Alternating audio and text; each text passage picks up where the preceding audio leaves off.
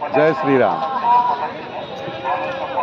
మేము విశాఖపట్నం జిల్లా సింహాచలంలో వెలసి ఉన్నటువంటి శ్రీ వరాహ లక్ష్మీ నృసింహస్వామి వారి దేవస్థానానికి వచ్చామండి. స్వామివారి దర్శనం అద్భుతంగా జరిగింది. ప్రహ్లాద వరదుడైనటువంటి ఆ స్వామిని ఈరోజు దర్శించుకోగలిగాం. చాలా అద్భుతమైనటువంటి దర్శనం స్వామి ప్రసాదం వల్ల కలిగింది.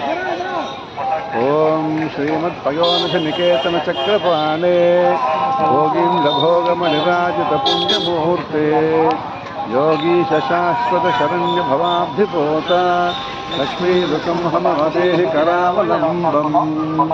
ఆయన శ్రీమద్ పయోనిధ నికేతన చక్రపాణి, ఆయన సముద్రంలో వసించి ఉంటాడు.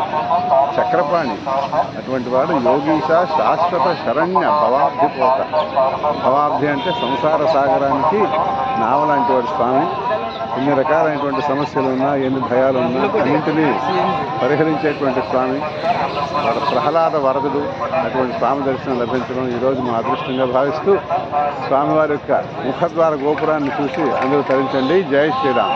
జై శ్రీ లక్ష్మీ నరసింహ.